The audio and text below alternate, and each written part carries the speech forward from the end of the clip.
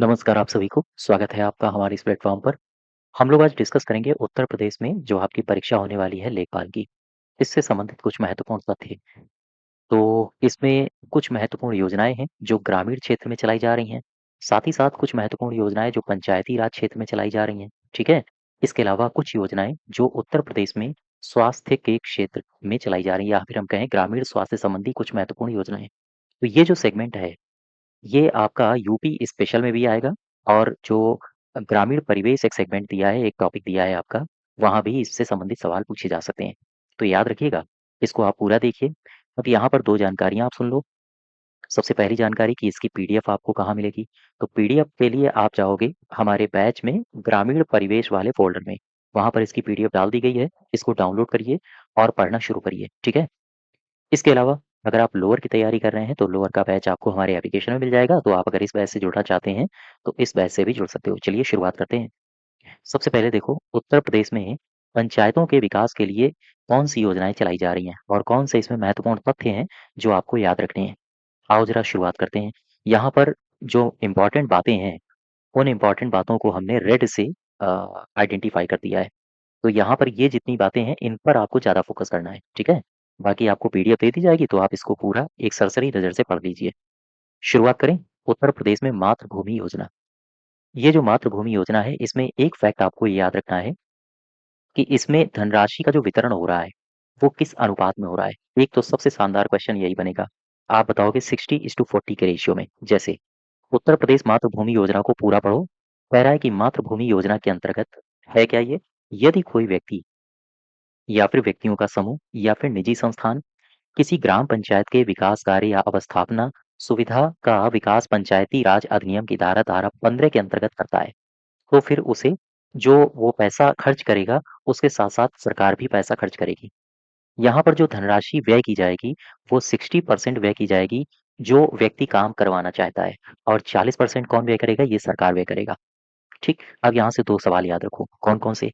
सबसे पहली बात, उत्तर प्रदेश मातृभूमि योजना के अंतर्गत ये जो पंचायती राज उत्तर प्रदेश पंचायती राज अधिनियम है, इसकी कौन-सी ऐसी धारा है, जिसके अंतर्गत ग्राम पंचायतों में कार्यों को कराया जाएगा?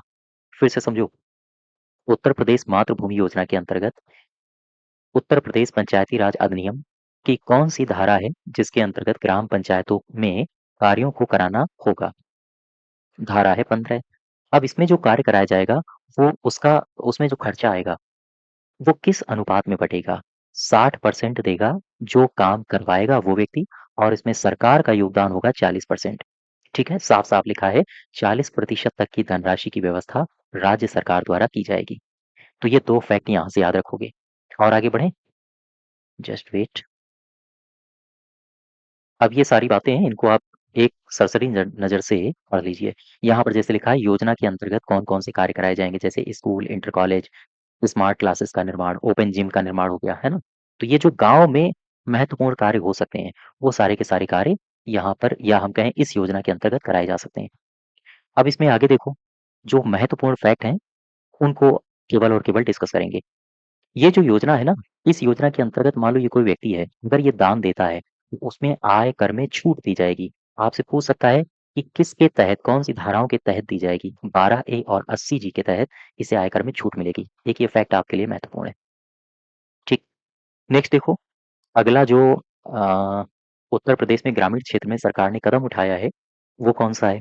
वो है पंचायत भवन का निर्माण करना। अब सवाल आपसे ये पूछा जा सकता है कि उत्तर प्रदेश में जो पंचायत भवन बनेंगे, उनकी लागत क्या आएगी? तो ये फैक्ट याद रखोगे आप। वर्तमान में एक पंचायत भवन की लागत 17.4 लाख रुपए है। ठीक, याद रखोगे और आगे बढ़ो। इसका उद्देश्य क्या है और ये कब से शुरू हुआ है? बहुउद्देशीय पंचायत भवन की स्थापना, ग्राम पंचायतों में सुशासन, ग्राम पंचायत की कार्यप्रणाली को प्रभावी बनाना, इन सब के उद्देश्य से वर्ष 2014-15 से प्रारंभ किया गया है। अच्छा, इसमें क्या-क्या होगा? पंचायत भवन अगर बनाया जाएगा, तो क्या होगा? 8 कक्ष, 2 शौचालय, handpump, boundary wall, solar light, आंतरिक विद्युतीकरण, इन सब का प्रावधान या हम कहें इन सब का ख्याल रखा जाएगा। इस योजना के अंतर्गत जो महत्वपूर्ण फैक्ट है, वो ये है। ये महत्वपूर्ण है, रेड कलर से इसको चिन्हित किया गया है, तो आप ये फैक्ट ज़रूर याद रखिए। इकाई लागत क्या है इसके अंतर्गत? 17.4 लाख। ये सामान्य क्षेत्रों के लिए है।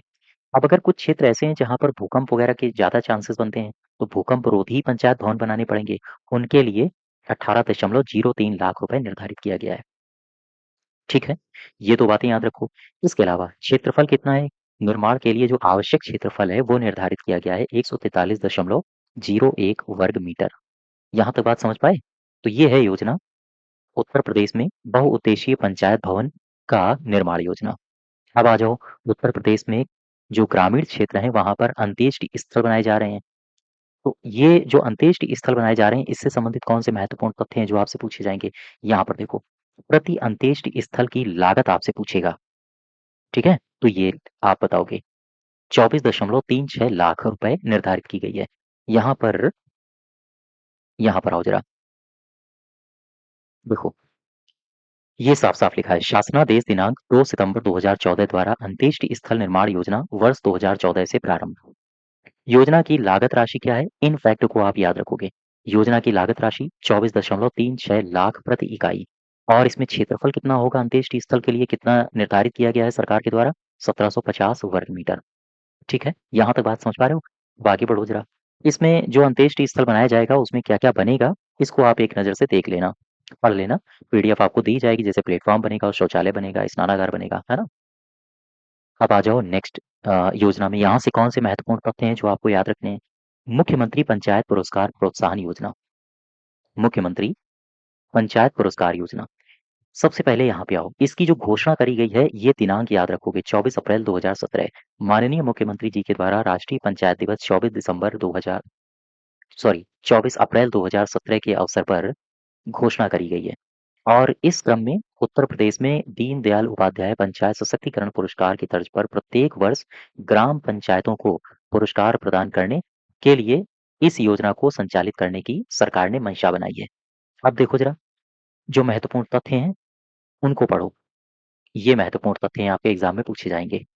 ये जो पुरस्कार दिया जा रहा है ना, ये सतत विकास लक्ष्यों की 9 थीम, कितनी थीम पर दिया जाएगा? 9 थीम। 9 थीम पर सर्वश्रेष्ठ कार्य करने वाली प्रत्येक जनपद की कितनी ग्राम पंचायत यानी एक जनपद से कितनी ग्राम पंचायत ली जाएंगी? 5। ठीक, कितने थीम पर दिया जा रहा है? 9 थीम पर। एक जनपद से यानी एक जिले से कितनी ग्राम पंचायतों को लिया जा रहा है? 5। आगे इसका संचालन ये हो रहा है 24 अप्रैल 2017 को माननीय मुख्यमंत्री जी ने घोषणा करी थी और इसी क्रम में योजना का संचालन हो रहा है। अब ये महत्वपूर्ण तथ्य है आपके लिए इस योजना में। पुरस्कार श्रेणी 5 पंचायतों को दिया जाएगा, तो ये हैं 5 पुरस्कार। जो पहला स्थान लाएगा उसे पहला पुरस्कार और उसके लिए 35 लाख रुपए निर्धारित किए गए हैं। दूसरे पुरस्कार के लिए 30 लाख हैं, तीसरे पुरस्कार में 20 लाख दिया जाएगा, चौथे पुरस्कार में 15 लाख दिया जाएगा, पांचवें पुरस्कार में 10 लाख रुपए दिया जाएगा। ये आपके लिए मोस्ट इंपॉर्टेंट है, उत्तर प्रदेश की योजना है ग्रामीण क्षेत्र से संबंधित, पंचायती राज से संबंधित। यहाँ पर आओ, जो मैंने 9 थीम बताई थी, ये थीम आपके लिए महत्वपूर्ण है। आपसे सीधा पूछ सकता है कि जो 9 थीम में पुरस्कार मिलेगा उसकी 5वीं थीम में क्या है? उसका विषय क्या है? तो स्वच्छ एवं हरित गाँव, ये याद रखना। थीम 1 में गरीबी मुक्त गाँव, थीम 2 में स्वस्थ गाँव, थीम 3 में बाल मैत्री गाँव, 4 में पर्याप्त जल युक्त गाँव, 5 में है स्वच्छ एवं हरित गाँव और इसके अलावा जस्ट वेट, इसके अलावा नेक्स्ट देखो 6 में क्या है?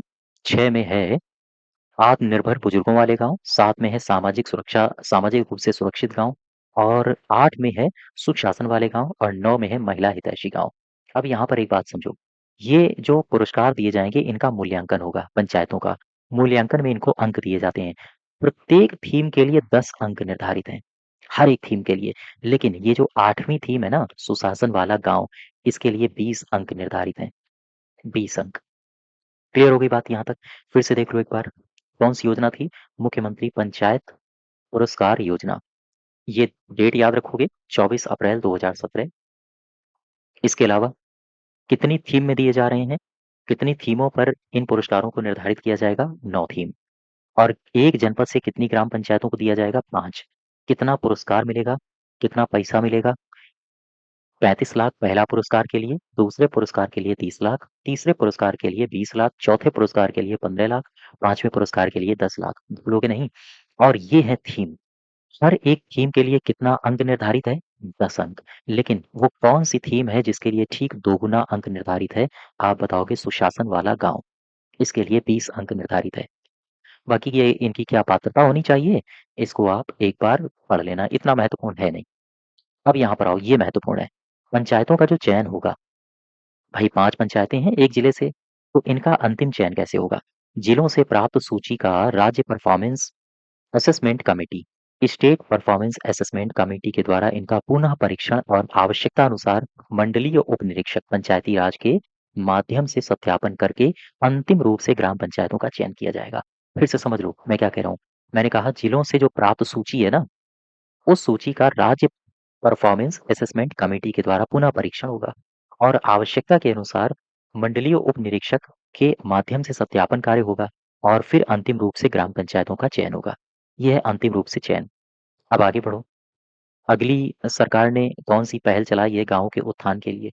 ये है प्रदेश की जो प्रत्येक विधानसभा है, उसके लिए ग्रामीण क्षेत्रों में उत्सव भवनों का निर्माण कराया जाएगा। ये कब से शुरू है? वित्त वर्ष 2025-26 से शुरू है। मोस्ट इंपॉर्टेंट है, ग्रामीण विकास संबंधी, ठीक, कार्यक्रम है ये। क्या है ये कार्यक्रम? प्रत्येक विधानसभा के ग्रामीण क्षेत्र में किसका निर्माण होगा? उत्सव भवन का। और कब से इसको शुरू किया गया है? 2025-26 से, यानी अभी हाल ही में शुरू किया गया है। इसका उद्देश्य क्या होगा? पंचायत भवन में ग्रामीण क्षेत्र में उत्सव भवन बनवाए जाएंगे। उत्सव यानी कि उत्सव कब होता है? शादी हो गई, मुंडन हो गया, है ना, या फिर बर्थडे पार्टी हो गई, ये सब उत्सव वाले दिन है। तो अब इनमें होगा क्या? ये जो उत्सव भवन बनवाए जाएंगे तो यहाँ पर उत्सव होगा, अर्थात विवाह होगा, मुंडन होगा, मांगलिक कार्यक्रम होंगे, जैसे अन्य कार्यक्रम, जनेऊ वगैरह। तो इनके लिए सस्ती, सुविधाजनक सार्वजनिक स्थल उपलब्ध कराना, ये है इसका लक्ष्य। इसको याद रखना, ये कब से शुरू हुआ है, ये महत्वपूर्ण है आपके लिए। ठीक। प्रमुख विशेषताएं क्या होंगी इसकी, तो ये देख लो। एक ग्रामीण विधानसभा क्षेत्र में एक भवन का निर्माण का लक्ष्य रखा गया है। बाकी इतने महत्वपूर्ण बातें हैं नहीं। हाँ, ये महत्वपूर्ण बातें हैं, इस पर ध्यान दो। भुगतान किस्तों में किया जाएगा। पहली किस्त में 50% राशि, जो वित्तीय प्रबंधन है, पहली किस्त में 50% राशि का भुगतान किया जाएगा। दूसरी किस्त में जब 70% कार्य हो जाएगा, 40% का भुगतान किया जाएगा और कार्य पूर्णता प्रमाण होने पर, काम पूरा होने पर 10% का भुगतान कर दिया जाएगा, यानी टोटल कितना हो गया? 100%। ठीक। तो भुगतान कैसे किया जाएगा? किस्तों में। पहली किस्त में 50%, दूसरी किस्त में 40%, तीसरी किस्त में 10%। यहाँ तक बात समझ पाए? और आगे बढ़ो। नेक्स्ट देखो, अगली जो योजना है वो है पंचायत प्रतिपूर्ति प्रोत्साहन योजना। अब इसमें कौन सी महत्वपूर्ण बात है? पंचायत प्रतिपूर्ति प्रोत्साहन योजना में महत्वपूर्ण जो बात है, जो आपको याद रखनी है, वो याद रखनी है कि इसका उद्देश्य क्या है। इसका उद्देश्य है जो कम आबादी वाली ग्राम पंचायतें हैं, इनको वित्तीय रूप से सशक्त बनाना।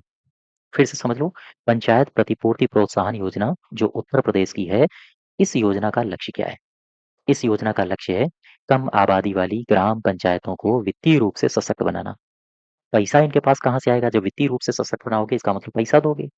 पैसा कहाँ से आएगा? ग्राम पंचायतों को स्वयं के संसाधनों से आय अर्जित करने के लिए इन्हें प्रोत्साहित किया जाएगा। ठीक। तो ये इस योजना का लाभार्थी कौन होगा? इस योजना की जो लाभार्थी पंचायतें होंगी, वो होंगी जिनकी आबादी 1500 तक है। अर्थात जनगणना 2011 के अनुसार 1500 तक आबादी वाली ग्राम पंचायतें इसकी लाभार्थी होंगी। यहाँ तक बात समझ पा रहे हो? और आगे बढ़ो जरा। अब हम आपको लिए चलते हैं अगली योजना के पास। यहाँ पर आ जाओ।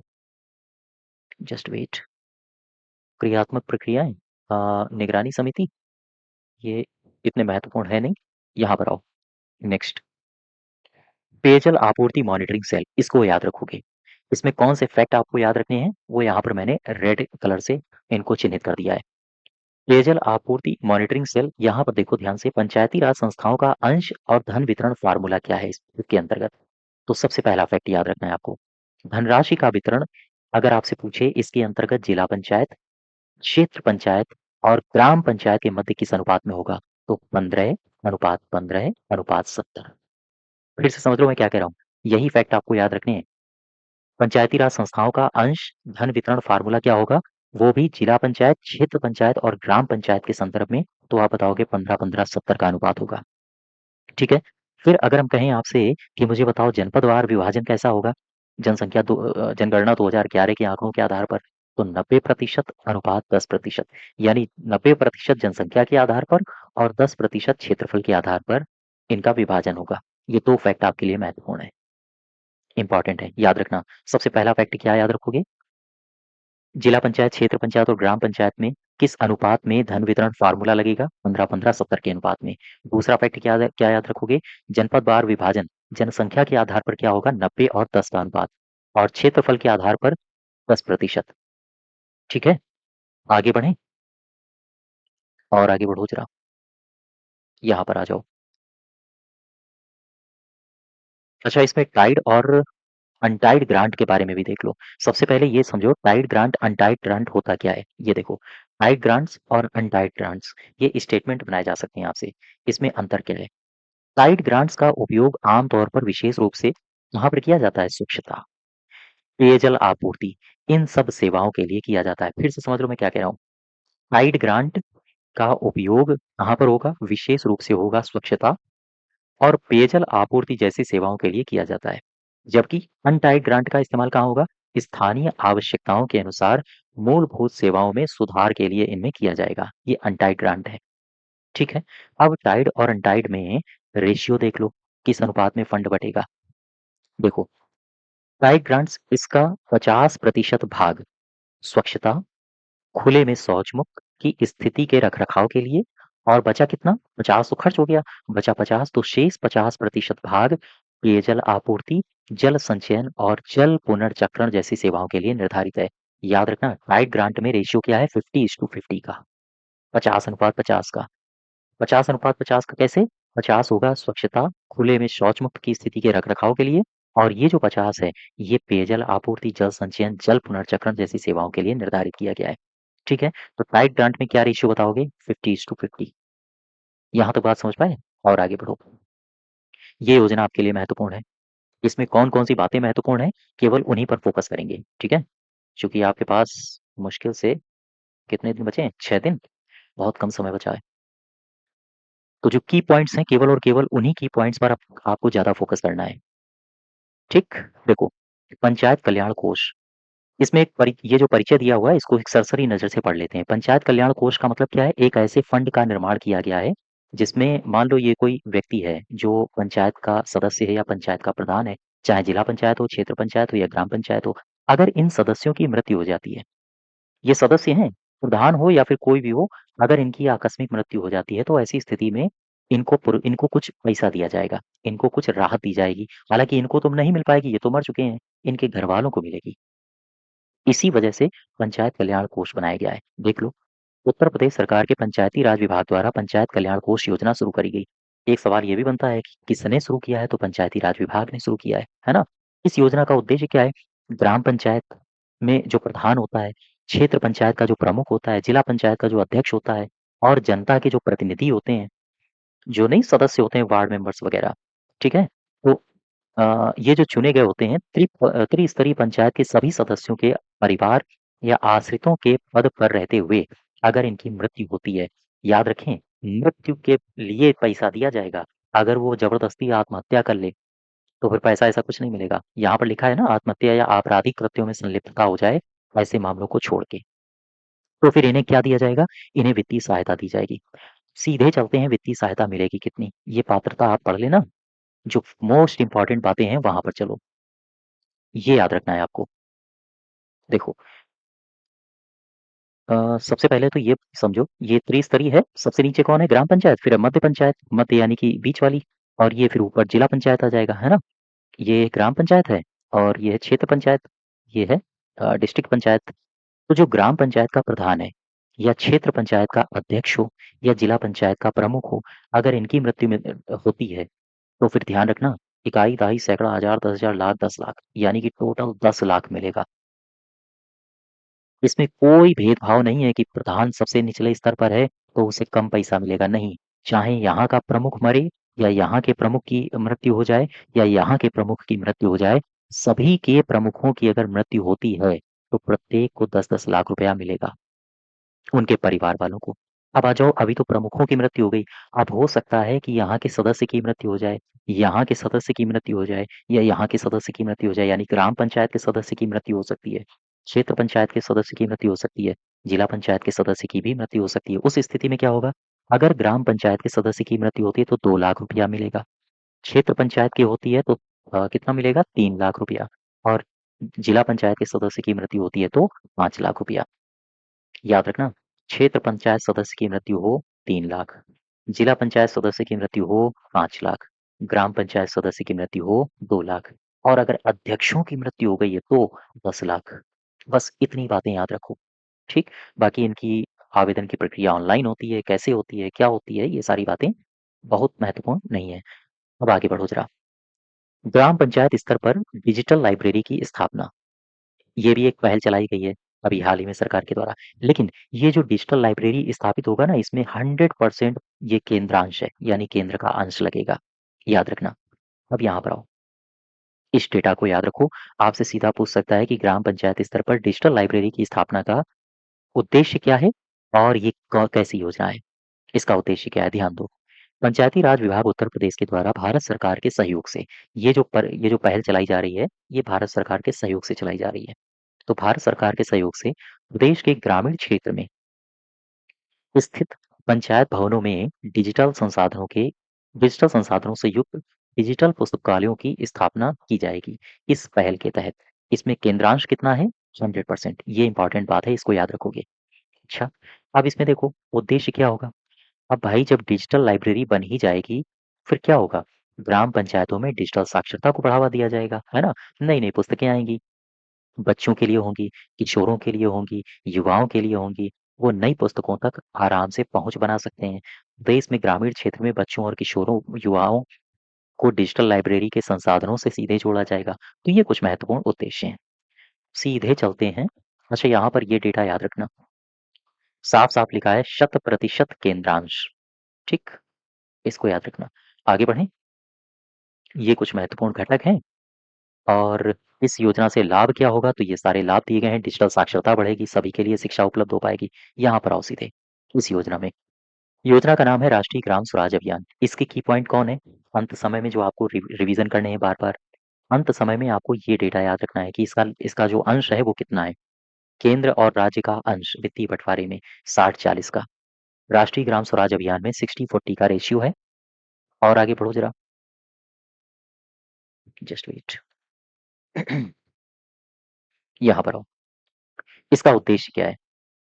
देखो, 2018-19 से संचालित है। ये डेटा आपके लिए महत्वपूर्ण है।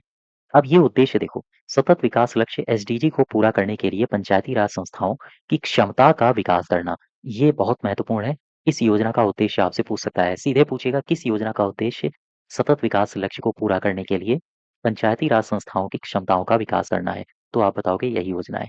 ठीक, और आगे बढ़े। नेक्स्ट देखो,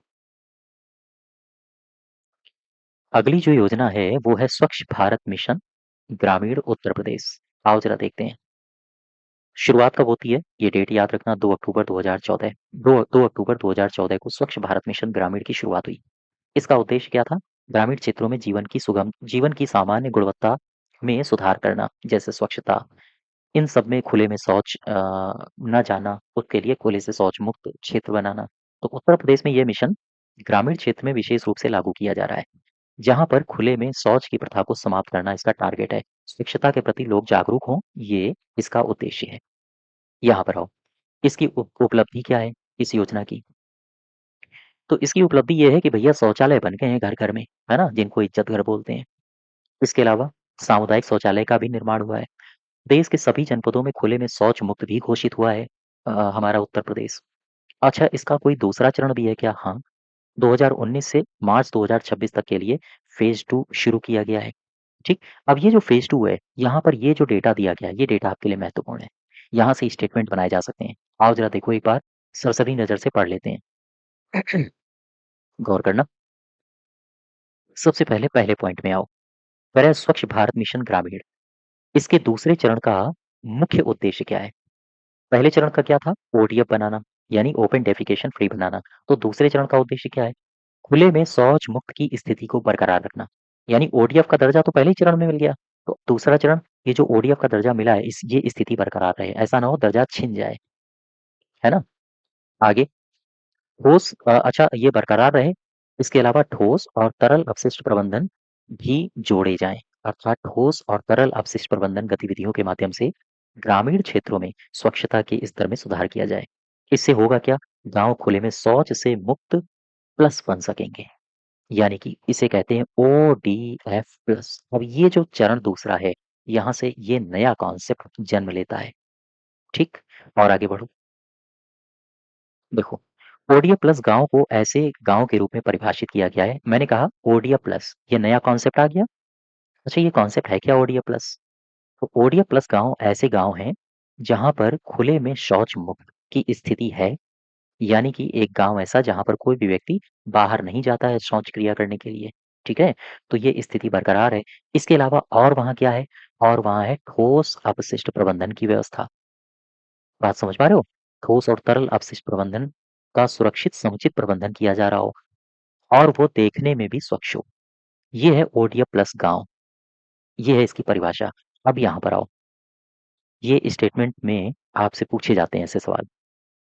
ओडीएफ प्लस मानक श्रेणी एक है, इसे 3 श्रेणियों में बाँटा गया है।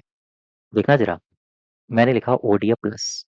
इसकी कितनी श्रेणियाँ हैं? इसकी हैं 3 श्रेणियाँ। अब ये 3 श्रेणियाँ कौन हैं? एक श्रेणी को कहते हैं एस्पायरिंग यानी उदीयमान, दूसरी श्रेणी को कहा जाता है राइजिंग यानी उज्ज्वल, तीसरी श्रेणी को कहा जाता है उत्कृष्ट यानी मॉडल। ये सवाल आपसे पूछ सकता है। क्या? आपसे पूछेगा ओडीएफ प्लस की कितनी श्रेणियाँ? 3। कौन-कौन सी? आप बताओगे एस्पायरिंग, राइजिंग और मॉडल, ये तीनों याद रखना। अच्छा, अब कौन से गाँव ऐसे होंगे जिन्हें एस्पायरिंग कहा जाएगा? कौन से ऐसे गाँव होंगे जिन्हें उदीयमान कहा जाएगा? कौन से ऐसे गाँव होंगे जिन्हें उज्ज्वल कहा जाएगा? कौन से ऐसे गाँव होंगे जिन्हें मॉडल कहा जाएगा? तो ये परिभाषाएँ देख लो एक बार, भूलना नहीं इनको। आओ ज़रा समझते हैं। ओडीएफ प्लस उदीयमान श्रेणी कैसी होगी? हमारा गाँव कैसा होगा जिसे हम उदीयमान कहेंगे? देखो, खुले में शौच मुक्त की स्थिति हो, जैसे ये हमारा एक गाँव है, ठीक है? विलेज है। इसमें ओडीएफ की स्थिति है। क्लियर हो गई बात? अच्छा, यहाँ पर ऐसे हम समझाते हैं आपको, जस्ट वेट, मैं थोड़ा-सा समय आपका और लूँगा। देखो, ये हमारा है विलेज, गाँव। इस गाँव में कौन-सी स्थिति होनी चाहिए? ओडीएफ की स्थिति होनी चाहिए, ठीक? ठोस अपशिष्ट प्रबंधन की व्यवस्था होनी चाहिए। इसके अलावा तरल अपशिष्ट प्रबंधन की व्यवस्था होनी चाहिए और ये गाँव देखने में सुंदर होने चाहिए। दृश्य स्वच्छता शब्द का यूज़ किया जाता है, अर्थात यहाँ दृश्य स्वच्छता, ये होनी चाहिए। ज़रा गौर करना। अब सबसे पहला सवाल आया कि जो उदीयमान गाँव है, उदीयमान गाँव, ये उदीयमान गाँव में क्या ये सारी सुविधाएँ होंगी? नहीं। जो उदीयमान यानी एस्पायरिंग विलेज होते हैं, वहाँ पर ओपन डेफिकेशन फ्री की स्थिति होती है। दूसरी स्थिति, ठोस या फिर तरल अपशिष्ट प्रबंधन की भी व्यवस्था होती है। या तो ये होगा अथवा ये होगा। या तो ठोस अपशिष्ट प्रबंधन होगा या फिर तरल अपशिष्ट प्रबंधन होगा। क्या वहाँ दृश्य स्वच्छता होती है? नहीं, दृश्य स्वच्छता का कोई कॉन्सेप्ट नहीं है। अगर ये कैटेगरी है किसी गाँव में तो वो उदीयमान की श्रेणी में आएगा, यानी ओपन डेफिकेशन से फ्री होना चाहिए। दूसरी बात, उसे ठोस अपशिष्ट प्रबंधन की व्यवस्था उस गाँव में होनी चाहिए। अगर ठोस अपशिष्ट प्रबंधन की व्यवस्था नहीं है, तो फिर तरल अपशिष्ट प्रबंधन की व्यवस्था होनी चाहिए। अर्थात इन दोनों में से कोई एक व्यवस्था वहाँ पर होनी चाहिए। तो फिर वो गाँव कैसा हो जाएगा? उदीयमान। ठीक? अब आ जाओ दूसरी कैटेगरी में। उदीयमान समझ गए? यहाँ पर लिखा है खुले में शौच मुक्त हो और ठोस अपशिष्ट प्रबंधन की व्यवस्था हो या फिर तरल अपशिष्ट प्रबंधन की व्यवस्था हो। तो ये तो हो गया उदीयमान। अब आ जाओ उज्ज्वल में। उज्ज्वल को समझ लो, लिख लो यहाँ, ये गाँव उज्ज्वल कैसे बनेगा? इस कैटेगरी में कैसे आएगा? इस कैटेगरी में आने के लिए उस गाँव को ओडीएफ फ्री होना चाहिए, ओपन डेफिकेशन फ्री होना चाहिए।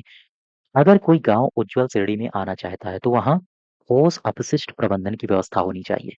अगर कोई गाँव उज्ज्वल श्रेणी में आना चाहता है, तो वहाँ तरल अपशिष्ट प्रबंधन की व्यवस्था होनी चाहिए। अब यहाँ और नहीं लगा है ना? देख पा रहे हो? यहाँ और नहीं लगा है। यहाँ पर ये तीनों कंडीशंस का होनी चाहिए।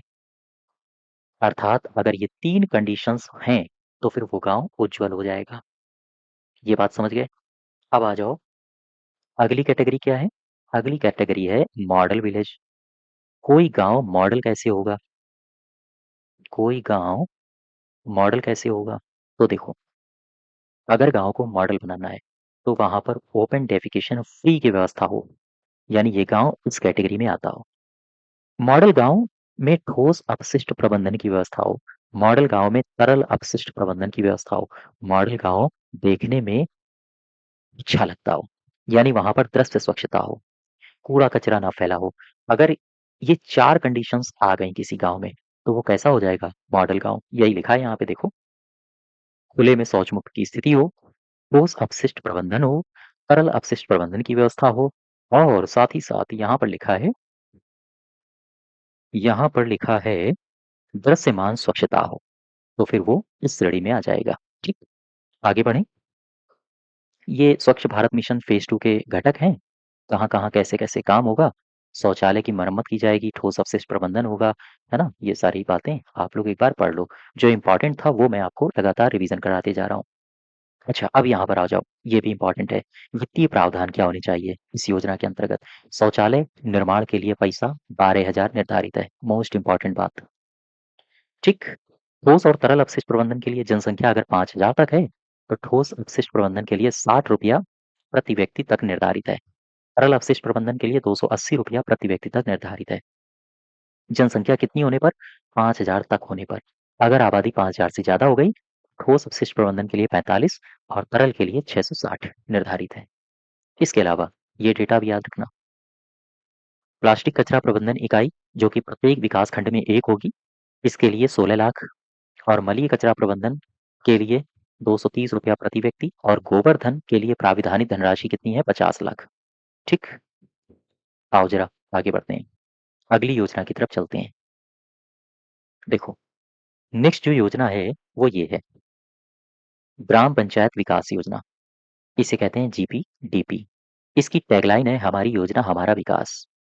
एक जो महत्वपूर्ण बात ये है वो ये है, 2015-16 से लागू की गई। ठीक है, और दूसरी इसमें जो आपको महत्वपूर्ण बात याद रखनी है एग्जाम टाइम पे, वो ये याद रखनी है। हालाँकि वीपीओ के बैच में मैंने इसको पूरा डिटेल में पढ़ाया था कि क्या होते हैं क्लस्टर्स वगैरह, लेकिन यहाँ आपको ये 2 बातें याद रखनी है। पहली, इसकी शुरुआत कब होती है? 2015-16 और ग्राम पंचायत विकास योजना के निर्माण में कितने चरण होते हैं? आप बताओगे 5। कौन-कौन से? पहले चरण में वातावरण निर्माण, दूसरे चरण में पारिस्थितिकी विश्लेषण, तीसरे चरण में आवश्यकताओं और समस्याओं की पहचान और प्राथमिकता का निर्धारण, चौथे चरण में, ये चौथा लिखा है, चौथा चरण में ग्राम पंचायत विकास योजना के लिए संसाधनों का निर्धारण, ड्राफ्ट प्लान तैयार करना और पांचवें चरण में तकनीकी और प्रशासनिक स्वीकृति। बस ये चरण याद रखो। यहाँ से 2 पॉइंट आपको याद रखने हैं, फिर से देख लो। ग्राम पंचायत विकास योजना में हमारी योजना हमारा विकास टैगलाइन है। शुरुआत कब से होती है? 2015-16 से और इसके बाद कितने चरण हैं? ग्राम पंचायत विकास योजना निर्माण होगा तो कितने चरणों में? 5। ये 5 चरण हैं। बस इतनी बात। आगे आओ। एक योजना है उत्तर प्रदेश में जिसको कहते हैं राम मनोहर लोहिया पंचायत सशक्तिकरण योजना। ये ईयर याद रखो, 2015-16 में पूर्णतया राज्य सरकार के वित्तीय सहयोग से इसे परिकल्पित किया गया। उद्देश्य क्या है? उद्देश्य है पंचायतों में ई गवर्नेंस की स्थापना करना। मोस्ट इंपॉर्टेंट पॉइंट, इसको इंपॉर्टेंट बना के लिख लो। ये 1-2 बार सवाल पूछा भी जा चुका है। पूछा ऐसे गया है कि निम्नलिखित में से कौन-सी ऐसी योजना है जिसमें पंचायतों में ई गवर्नेंस की स्थापना का लक्ष्य रखा गया है? तो यही योजना आपको अगर ऑप्शन में दिख जाए तो टिक करोगे। ठीक है? आपसे अगर पूछे पंचायतों में ई गवर्नेंस की स्थापना करने के लिए कौन-सी योजना है? राम मनोहर लोहिया पंचायत सशक्तिकरण योजना। और इसके लक्ष्य क्या हैं? ई गवर्नेंस की उत्तरोत्तर वृद्धि हो, ये लक्ष्य है। पंचायतों का सशक्तिकरण, तकनीकी सहायता प्रदान करना और पंचायतों का प्रशिक्षण के माध्यम से क्षमता निर्माण करना, ये इसका लक्ष्य है। आगे बढ़ें। नेक्स्ट देखो, यहाँ पर योजना संचालन के लिए समितियाँ गठित की जाएँगी। हाँ, ये पॉइंट और याद रखना। योजना संचालन के लिए समितियों का गठन होगा। ई पंचायत स्टेट रिव्यू समिति, एक ये समिति होगी और एक होगी कार्यकारी समिति। आपसे अगर पूछे ई पंचायत स्टेट रिव्यू समिति ये किसकी अध्यक्षता में होगी? तो यहाँ पर दिया है सचिव पंचायती राज विभाग उत्तर प्रदेश और ये कार्यकारी समिति ये निदेशालय स्तर पर निदेशक महोदय की अध्यक्षता में कार्यकारी समिति का गठन किया जाएगा। ठीक, अब यहाँ पर आओ जरा। एक योजना है उत्तर प्रदेश में ही, उत्तर प्रदेश ग्राम पंचायतों की संयुक्त समितियों द्वारा संचालित पंचायत उद्योग योजना। पंचायत उद्योग योजना, यहाँ से ये पॉइंट आपके लिए महत्वपूर्ण है। देखो, सीधा सवाल पूछा जा सकता है कि उत्तर प्रदेश में पंचायत उद्योग की जो अग्रगामी योजना का सूत्रपात है, पंचायत उद्योगों की योजना का जो सूत्रपात है वो कब से हुआ है? ये ईयर याद रखना। 1961 में चिनहट पंचायत उद्योग लखनऊ की स्थापना से पंचायती राज अधिनियम 1947 की धारा 30 की व्यवस्थाओं के अंतर्गत किए गए प्रावधानों के अनुसार 2 या 2 से अधिक ग्राम पंचायतों में से एक लिखित विलेख के द्वारा स्थापित करके इस योजना को शुरू किया गया है। वर्तमान में प्रदेश में 805 पंचायत उद्योग कार्य कर रहे हैं। ये डेटा भी महत्वपूर्ण है और ये 2 डेटा याद रखोगे केवल। फिर से समझो मैं क्या कह रहा हूँ। उद्योगों की योजना, इसका सूत्रपात वर्ष क्या है? आप बताओगे 1961। और कहाँ सूत्रपात किया गया? चिनहट, लखनऊ में। ठीक है। और कितने पंचायत उद्योगों को सूचीकृत किया गया है? आप बताओगे 805। आगे बढ़ो। इस योजना को देखो ध्यान से। लिखा है पंडित दीनदयाल उपाध्याय पंचायत सशक्तिकरण पुरस्कार योजना। फिर से समझो। पंडित दीनदयाल उपाध्याय पंचायत सशक्तिकरण पुरस्कार योजना। क्यों इसको शुरू किया गया? तो पंचायतों को जवाबदेह संस्था के रूप में विकसित करना, यही इसका लक्ष्य है। और इसमें पंचायतों को पुरस्कृत भी किया जाता है। अब यहाँ पर ईयर्स देख लो। पंडित दीनदयाल उपाध्याय पंचायत सशक्तिकरण पुरस्कार पंचायतों को स्वयं को सौंपे गए दायित्वों के अनुसार कृत्यशीलता की ओर अग्रसर करने के लिए एक कारगर माध्यम है। मंत्रालय का नाम बताओ? पंचायती राज मंत्रालय, भारत सरकार द्वारा वित्त पोषित। यह योजना प्रदेश में 2011-12 से लागू है। फिर से समझो, ईयर याद रखना। प्रदेश में कब से लागू हुआ है? 11-12 से। और वर्ष 2013-14 से इस योजना को किसमें विलय कर दिया गया है? राजीव गांधी पंचायत सशक्तिकरण अभियान में। ग्राम पंचायत अधिकारी में ये क्वेश्चन पूछा जा चुका है, याद रखिए, राजीव गांधी से संबंधित। तो उत्तर प्रदेश में योजना कब से लागू है? एक ये महत्वपूर्ण फैक्ट है आपके लिए। और इसे राजीव गांधी में मर्ज कब किया गया? एक ये फैक्ट आपके लिए महत्वपूर्ण है। ठीक है, आगे बढ़ें। और आगे देखो। अब यहाँ पर आ जाओ। ये स्वास्थ्य संबंधी कुछ महत्वपूर्ण पहलें हैं जो उत्तर प्रदेश में चलाई जा रही हैं, इनको भी देख लो। सबसे पहले एक एजेंसी के बारे में देखो। उत्तर प्रदेश में ये एजेंसी है, इसको कहते हैं राज्य व्यापक स्वास्थ्य एवं एकीकृत सेवा एजेंसी। ये है राज्य व्यापक स्वास्थ्य एवं एकीकृत सेवा एजेंसी। इसे कहते हैं साचिस। यानी इसको अगर हम इंग्लिश में कहें तो क्या कहेंगे? SACHIS, state agency for comprehensive health and integrated service. अब आओ जरा, उत्तर प्रदेश में ये क्या कर रही है सर्विस एजेंसी, इसके बारे में देख लो। राज्य व्यापक स्वास्थ्य एवं एकीकृत सेवा एजेंसी SACHIS ये करती क्या है? याद रखना, उत्तर प्रदेश में प्राथमिक नोडल एजेंसी के रूप में काम करती है। काहे के लिए? ये किसकी प्राथमिक नोडल एजेंसी है? ये कई महत्वपूर्ण स्वास्थ्य कार्यक्रमों का प्रबंधन कर रही है उत्तर प्रदेश में।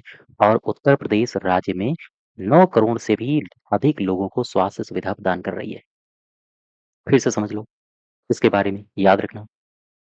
देख लो एक बार फिर से, क्या कह रहा है? राज्य व्यापक स्वास्थ्य एवं एकीकृत सेवा एजेंसी, ये है एजेंसी का नाम। State agency for comprehensive health and integrated service. राज्य व्यापक स्वास्थ्य एवं एकीकृत सेवा एजेंसी ये उत्तर प्रदेश में प्राथमिक नोडल एजेंसी है। ठीक है। काहे के लिए, मतलब क्या करती है? तो ये महत्वपूर्ण स्वास्थ्य कार्यक्रमों का प्रबंधन करती है और स्वास्थ्य सुविधा उपलब्ध कराती है लोगों को। अच्छा भाई, यहाँ तक तो बात समझ गए। अब सवाल ये मेरा है कि इसके द्वारा कौन कौन सी प्रमुख योजनाएं हैं जो प्रबंधित हो रही हैं? तो देख लो, ये योजनाएं हैं। इसमें से एक है आयुष्मान भारत प्रधानमंत्री जन आरोग्य योजना। ये SACHIS द्वारा राज्य स्तर पर कार्यान्वित एक प्रमुख राष्ट्रीय स्वास्थ्य सुरक्षा योजना है। दूसरी है मुख्यमंत्री जन आरोग्य योजना, जन आरोग्य अभियान। ठीक है। इसके अलावा आप चिकित्सा सेवा में ये ज्यादा संबंधित है। और एक योजना है पंडित दीनदयाल उपाध्याय राज्य कर्मचारी कैशलेस चिकित्सा योजना। कन्वर्जेंस हेल्थ इंश्योरेंस इनिशिएटिव, ये जो इनिशिएटिव है ना, इसमें श्रम विभाग जैसे अन्य विभाग के कर्मचारी इसमें शामिल होते हैं। और इसके अलावा एक योजना है जिसको कहते हैं प्रधानमंत्री जन औषधि परियोजना। इसमें सस्ती दवाएं उपलब्ध कराने के लिए ये जो संस्था है जिसको कहते हैं SACHIS राज्य भर के सरकारी अस्पतालों में जन औषधि केंद्र स्थापित करने के लिए जिम्मेदार है। आपसे सीधा सवाल पूछा जा सकता है कि राज्यों में जो सरकारी अस्पताल है ना, वहां पर जन औषधि स्थापित करने के लिए कौन जिम्मेदार है? तो यही है, SACHIS। ठीक है। अब आओ जरा साजिश की भूमिका देख लो। भूमिका तो मैंने अभी आपसे डिस्कस ही कर ली एक तरह से। दावों का निपटान, निर्णयन, सूचीबद्ध जो स्वास्थ्य सेवा प्रदाता हैं, उनकी निगरानी करना, ये सारी इसकी भूमिकाएँ हैं। तो ये भूमिकाएँ महत्वपूर्ण हैं आपके लिए। उत्तर प्रदेश भर में स्वास्थ्य सेवा वितरण प्रणालियों को मजबूत करना, ये इसकी भूमिका है। अच्छा, ये जो योजनाएँ दी थीं, इन योजनाओं में कुछ महत्वपूर्ण तथ्य हैं, उनको देख लो। एक योजना है आयुष्मान भारत प्रधानमंत्री जन आरोग्य योजना। ये डेट याद रखना, 23 सितंबर 2018 को शुरू की गई। फिर इसके बाद कौन से डेटा इसमें याद रखोगे? एक डेटा ये महत्वपूर्ण है आपके लिए, प्रति परिवार प्रति वर्ष 5 लाख रुपए तक का स्वास्थ्य बीमा कवरेज इसमें प्रदान किया जाता है। किस आधार पर प्रदान किया जाता है? तो ये आधार बहुत महत्वपूर्ण है, इसको भी याद रखना। लाभार्थी परिवार की पहचान सामाजिक आर्थिक जाति जनगणना 2011 के आधार पर निर्धारित अभाव और व्यावसायिक मापदंडों का उपयोग करके की जाती है। ठीक है? यहाँ तक बात समझ पाए? इस योजना में वे परिवार भी शामिल होते हैं जो पहले राष्ट्रीय स्वास्थ्य बीमा योजना के अंतर्गत आते थे। आगे बढ़ें? इसकी विशेषता क्या है? तो एक ही विशेषता है जो आपके लिए महत्वपूर्ण है, इसको याद रखना। प्रति परिवार 5 लाख रुपया। और आगे बढ़ो ज़रा। अगली योजना है मुख्यमंत्री जन आरोग्य, उत्तर प्रदेश से संबंधित है। जन आरोग्य अभियान।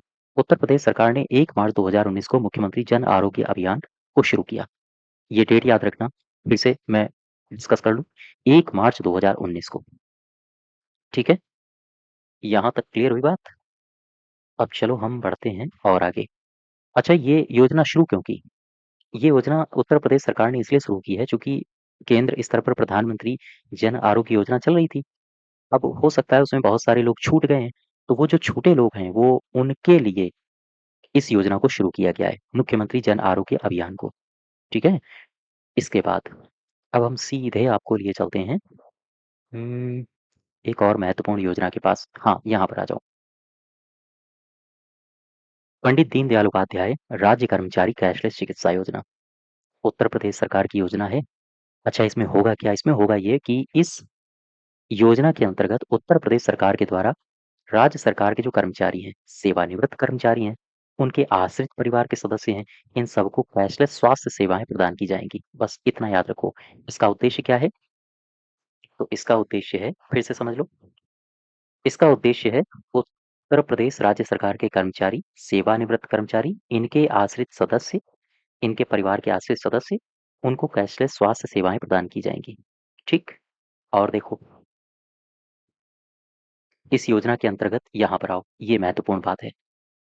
तो इस समय आपको केवल और केवल ये जो मैंने हाइलाइट कर दिया है पॉइंट, इन पर इनका रिवीजन करते रहना, ठीक है?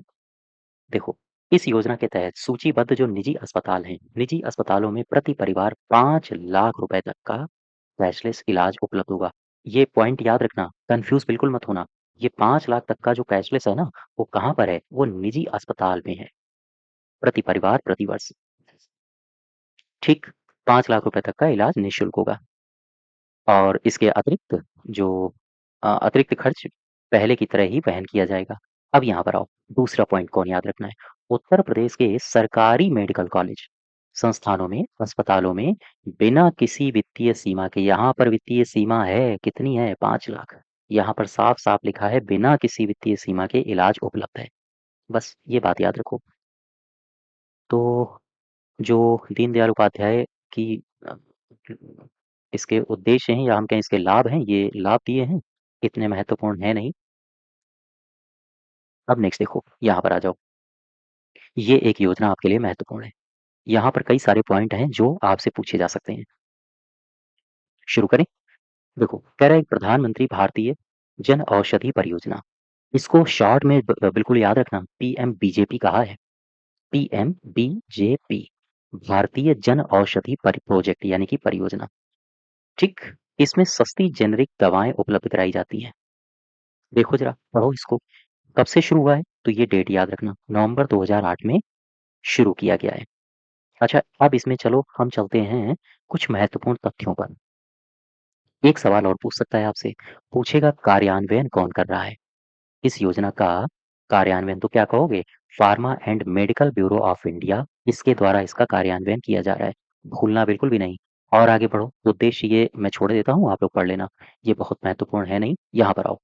ये महत्वपूर्ण है बातें, करंट से संबंधित है ये सारी बातें, ठीक है? इसलिए महत्वपूर्ण है।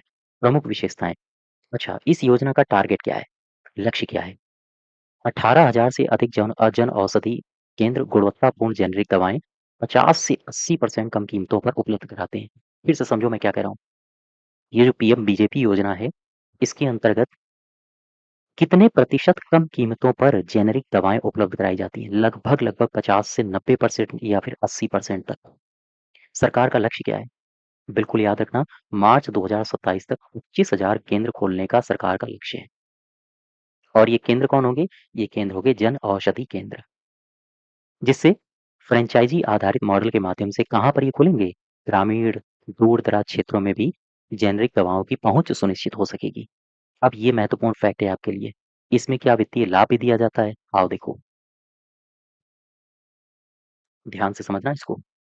लिखा है महिलाओं, अनुसूचित जाति, जनजाति, दिव्यांग, पूर्व सैनिक, इनको अगर ये केंद्र स्थापित करते हैं, तो केंद्र स्थापित करने के लिए 2 लाख रुपए तक के विशेष प्रोत्साहन इनको मिलता है।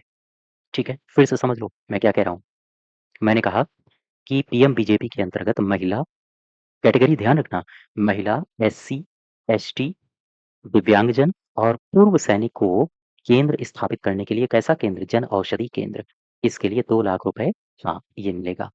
आगे देखो, यहाँ पर ये फैक्ट आपके लिए महत्वपूर्ण है। केंद्र संचालकों के लिए वित्तीय प्रोत्साहन जिसमें प्रति माह 20,000 रुपए तक शामिल हैं, इसकी भी सहायता की जाएगी। ठीक है? अब यहाँ पर आओ जरा, एक फैक्ट ये याद रखोगे, जन औषधि सुगम मोबाइल ऐप 2019 में लॉन्च किया गया और ये भी जन औषधि से ही संबंधित है। देखो, जन औषधि सप्ताह जन औषधि सप्ताह को किफ़ायती और गुणवत्तापूर्ण जेनेरिक दवाओं के प्रति जागरूकता बढ़ाने के लिए एक राष्ट्रव्यापी अभियान के रूप में शुरू किया गया। अब यहाँ पर देखो, एक सवाल आपसे पूछ सकता है कि जन औषधि सप्ताह ये कब मनाया गया? 2026 में मनाया गया है, 1 से लेकर 7 मार्च तक। और ये जो 7 मार्च है, ये 7 मार्च मनाया जाता है जन औषधि दिवस के रूप में। भूलना नहीं बिल्कुल भी, ये सवाल पूछा भी जा चुका है एक बार कि जन औषधि दिवस कब मनाते हैं? 7 मार्च।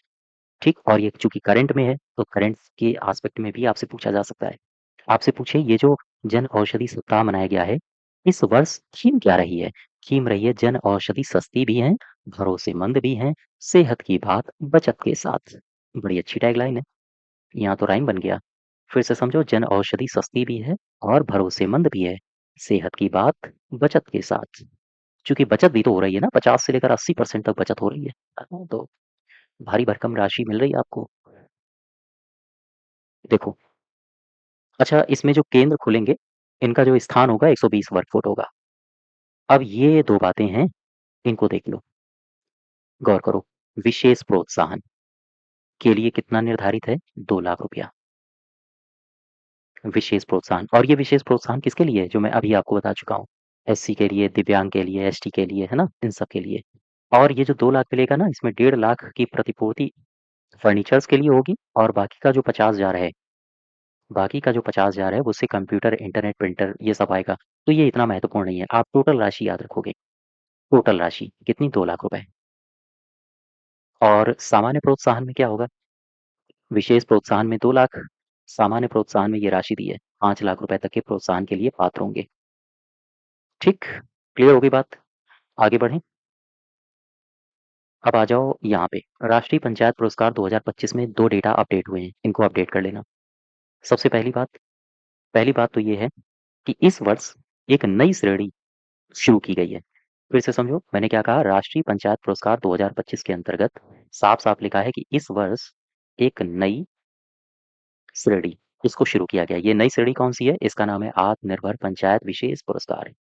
ये श्रेणी शुरू करी गई है। इसके अलावा एक डेटा और याद रखना है आपको यहाँ से।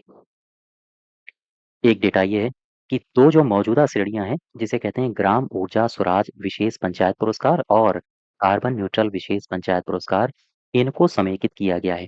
और किस रूप में समेकित किया गया है? ये नाम है क्लाइमेट एक्शन विशेष पंचायत पुरस्कार बनाने के लिए इन्हें समेकित कर दिया गया है। बस ये 2 बातें याद रखो। फिर से देख लो कौन-कौन सी बातें याद रखनी है राष्ट्रीय पंचायत पुरस्कार 2025 के अंतर्गत। सबसे पहली बात, इस वर्ष एक नई श्रेणी शुरू करी गई है। श्रेणी का नाम क्या है? आत्मनिर्भर पंचायत विशेष पुरस्कार की श्रेणी। और इसके अलावा 2 मौजूदा श्रेणियों को समेकित किया गया है। ये 2 मौजूदा श्रेणियाँ कौन-सी हैं? ग्राम ऊर्जा स्वराज विशेष पंचायत पुरस्कार और कार्बन न्यूट्रल विशेष पंचायत पुरस्कार, इनको समेकित किया गया है। और क्या बनाने के लिए? फिर अ, एक श्रेणी बनाई गई है जिसको कहते हैं क्लाइमेट एक्शन विशेष पंचायत पुरस्कार श्रेणी। ठीक? बस इतनी बातें हैं, इनको याद रखो। बात समझ पा रहे हो? तो आई होप यहाँ तक आप सारी लोग ये सारी बातें समझ गए होंगे। तो ये हैं कुछ महत्वपूर्ण पहलें जो उत्तर प्रदेश के ग्रामीण क्षेत्र को दुरुस्त कर रही हैं, पंचायतों को दुरुस्त कर रही हैं, उन्हें मजबूत बना रही हैं। इन सभी के सभी पहलुओं को आपको याद रखना है। तो ये अपडेटेड डेटा है जो मैंने आपके सामने रख दिया है, ठीक है? चलते-चलते एक बार फिर से मैं आपको बता दूँ, इसकी पीडीएफ के लिए आप हमारे एप्लीकेशन में आ सकते हैं और पीडीएफ आपकी ग्रामीण परिवेश वाले फ़ोल्डर में डाल दी गई है, तो आप वहाँ से इसको डाउनलोड करके जो मैंने रेड पॉइंट कर रखे हैं, उन पर फ़ोकस करना है आपको, ठीक है? बाकी आपको पीडीएफ दी जाएगी तो आप चाहो तो उसको पूरा एक बार सरसरी नज़र से पढ़ लेना। और चलते-चलते अगर आप लोअर की तैयारी कर रहे हैं, तो लोअर का बैच आपको हमारे एप्लीकेशन पर मिल जाएगा। आप इस बैच से जुड़ना चाहते हैं तो जुड़ सकते हैं। धन्यवाद।